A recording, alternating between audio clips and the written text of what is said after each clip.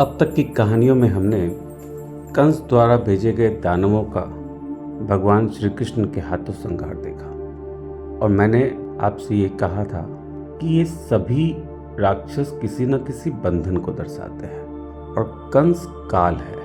काल हमारे विवेक को समाप्त करने के लिए कई बंधन भेजता है और श्री कृष्ण का बाल स्वरूप विवेक का बाल स्वरूप है। पिछली कथाओं में इस विवेक ने कैसे सभी बंधनों की हत्या की, उस बारे में हमने देखा। आगे आने वाली श्रृंखला में हम भगवान श्री कृष्ण के कुछ ऐसी कहानियों को देखेंगे जिसमें कंस प्रत्यक्ष रूप से शामिल नहीं है, परंतु इन शिक्षाओं में बहुत गूढ़ रहस्य छुपे हैं। ये कहानियाँ रहस्यमयी हैं, ये कहानियाँ छुपी हुई है। तो आज की कहानी में हम एक ऐसी बुढ़िया के बारे में जानेंगे जो भगवान श्री कृष्ण के घर के आसपास फल बेचा करती थी। भागवत पुराण के अनुसार एक बार जब भगवान श्री कृष्ण बाल अवस्था में थे तब उनके घर के बाहर एक आम बेचने वाली आई और बहुत ही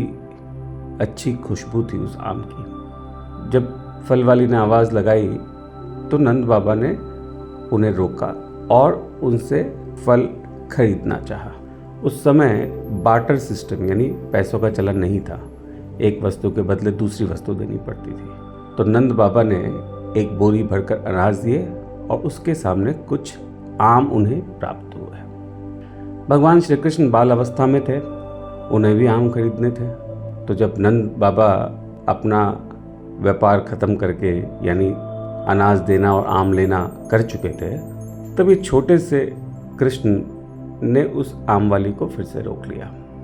उन्होंने कहा मुझे भी आम खरीदने हैं और वो दौड़े दौड़े अंदर गए और मुट्ठी भर अनाज ले आए। छोटे से कान्हा छोटी सी हथेली मुट्ठी भर अनाज ले आए और वो भी हाथों से फिसलता जा रहा था। आम वाली ने जब देखा तो उसने उस मुट्ठी भर अनाज के बदले श्री कृष्ण को झोली भरकर आम दे दिया। जैसे ही ये बुढ़िया पलटी और उसने अपनी झोली देखी तो उसने देखा कि ये मुट्ठी भर अनाज नहीं थे, इसमें तो हीरे जवाहरात बेशकीमती पत्थर थे।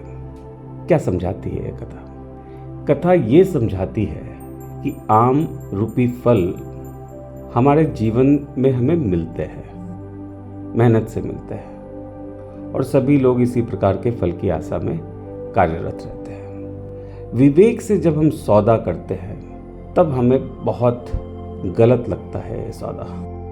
हमें लगता है कि मुट्ठी भर अनाज के बदले इतने सारे फल दे दिए, क्या मिला विवेक के पीछे अपने जीवन को लगाकर, जहां हमने एक सच्चा सौदा नहीं पाया, एक नुकसान का सौदा पाया। मुट्ठी भर अनाज के बदले इतने सारे फल।